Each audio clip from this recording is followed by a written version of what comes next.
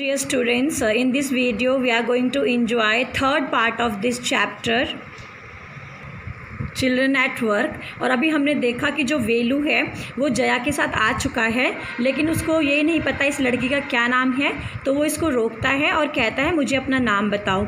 तो ये लड़की कहती है अच्छा तुम्हें मेरा नाम तो पता नहीं है और फिर भी तुम मेरे पीछे पीछे आ रहे हो। और फिर उसने बताया कि मेरा नाम जया है।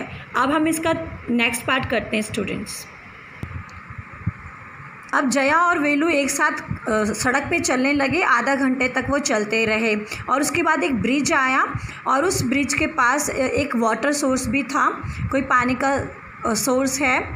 और उसके बाद उसने बोला, जया ने बताया कि हम यहाँ पे ट्रिप्लिकेन में हैं। ट्रिप्लिकेन मतलब जहाँ पे 3 रास्ते मिलते हैं, ठीक है। ट्राई वर्ड है, ट्राई का मतलब 3 होता है। और देखो ये है बंकिंग कैनाल। कैनाल होता है नहर। और फिर जया ने बताया कि इस नहर का नाम है बंकिम कैनाल। वेलू ने घूर के देखा। स्टेयर्ड का मतलब होता है घूरना। और ये एक नहर थी और इस नहर के सामने कुछ पानी के गड्ढे थे। पुडल्स होता है पानी के गड्ढे। और उसके पास छोटी छोटी झोपड़ियाँ थी। इस प्रकार की झोपड़ियाँ कभी भी वेलू ने नहीं देखा।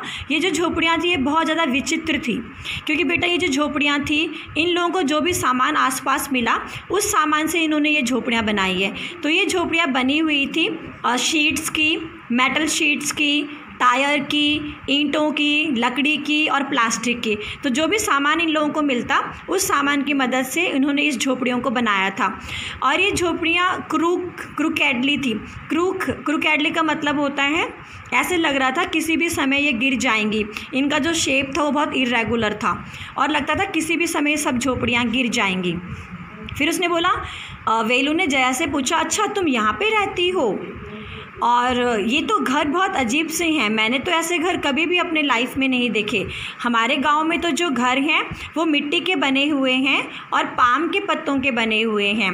सो जया उसमें से एक झोपड़ी में गई और उसने ज़ोर से अपनी बोरी वहाँ पे रखी, झोपड़ी के बाहर रखी और एक खाली बोरी लेके आई और उसने कहा चलो अब हम चलते हैं। उसने वेलू की तरफ देखा और उसको शोव किया। शोव होता है थोड़ा उसको मतलब धक्का मारा, कोहनी से उसको मारा, उसको शोव किया।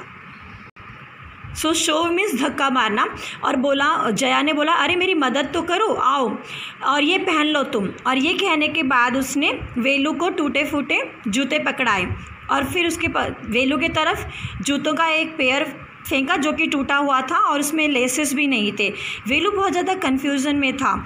उसको समझ में नहीं आ रहा है कि ये जया इन सब सामान का क्या करती है और ये इन सामान को कहाँ लेके जाती है। और उसने तो इससे पहले अपने गांव में जो खेतों में काम किया था और खेतों में तो वो वीड निकालता था। वीड क्या होता है बेटा? जब खेत में ऐसे पौधे होते हैं जिसकी हमें ज़रूरत नहीं होती, हम उसको वीड्स कहते हैं। हिंदी में वीड्स का मतलब होता है खरपतवार, ठीक है। तो गांव में तो वेलू खेतों में काम करता था, गायों को घास चराने के लिए लेके जाता था। ग्रेज का मतलब होता है घास चराना।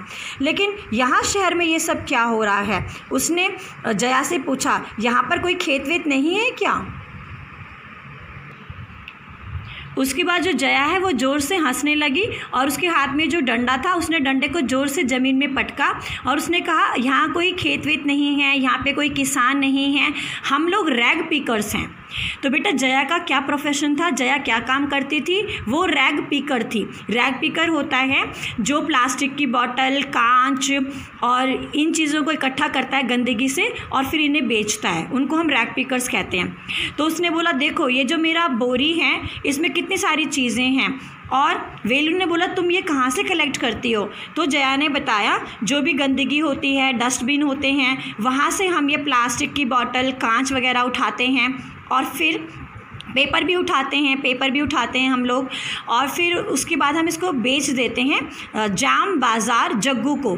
जाम बाज़ार में कोई जग्गू है उसको बेच देते हैं। तो जो वेलू है वो पजल्ड है, वो बहुत ज़्यादा हैरान है।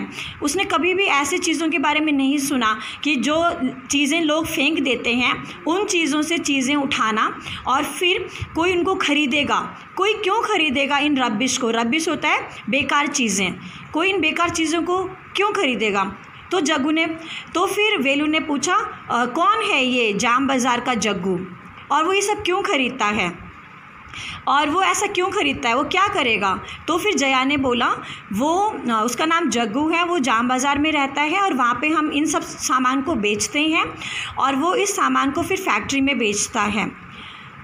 और अब मेरे पास समय नहीं है तुमसे ज़्यादा बात करने के लिए, जया ने ऐसे बोला। और वेलू वहाँ से हिल नहीं रहा था। तो उसके बाद फिर जया ने उसको बोला अरे जल्दी आओ।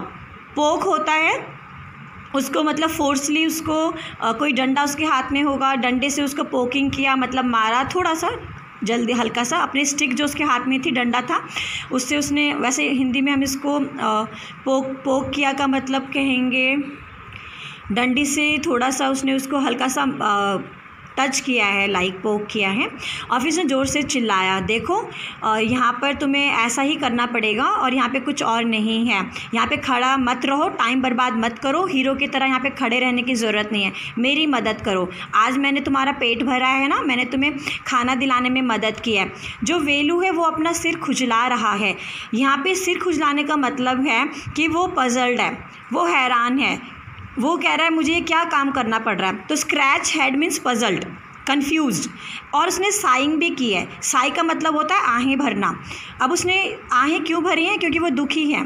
सो सर स्क्रैच का मतलब वो पजल्ड है एंड साई का मतलब उसने आहें भरी है क्योंकि वो दुखी है। तो उसने बोला ठीक है अभी मैं ये काम करूँगा, लेकिन जब मुझे अच्छा काम मिलेगा तब मैं दूसरा काम करूँगा, जब तक मुझे अच्छा काम नहीं मिलेगा तब तक ही मैं ये काम करूँगा। और इस प्रकार वेलू ने ना चाहते हुए भी ये काम करना शुरू किया। तो बेटा जैसे आपने स्टोरी में देखा कि कुछ बच्चे ऐसे होते हैं, वो बदनसीब होते हैं, या तो उनके माता पिता नहीं होते और मजबूरी में उन्हें ऐसे कार्य करने पड़ते हैं। जिस उम्र में उन्हें शिक्षा चाहिए, जिस उम्र में उन्हें अपना बचपन जीना है, उस उम्र में उनके कंधों पे जिम्मेदारी होती हैं और उनको वो अधिकार नहीं मिलते जो एक सामान्य बच्चे को मिलते हैं। लेकिन कुछ लोग बदकिस्मती की वजह से ऐसे कार्य करते हैं, फैक्ट्रीज़ में काम करते हैं, प्लेटफॉर्म में काम करते हैं, दुकानों में काम करते हैं। और कुछ लोग इतने गरीब होते हैं बेटा कि अपने मम्मी पापा के साथ जीविका कमाने के लिए जो मम्मी पापा काम करते हैं उसी काम को करने लगते हैं। लेकिन हमारी स्टोरी का जो मेन कैरेक्टर है वेलू, वो ये काम इसलिए कर रहा है क्योंकि उसके पिताजी, मैंने आपको शुरू में बताया था, बहुत शराब पीते थे और शराब पीने के बाद इसको बहुत ज़्यादा मारते थे। इसीलिए ये घर छोड़ के गया बेटा और इसने ये काम रैग पिकिंग का किया। लेकिन थोड़े समय बाद जब इसे अच्छा काम मिलेगा तो ये अच्छा काम करेगा। सो मुझे उम्मीद है बेटा आप लोगों को ये स्टोरी समझ में आई होगी। Thank you. Stay safe, stay happy.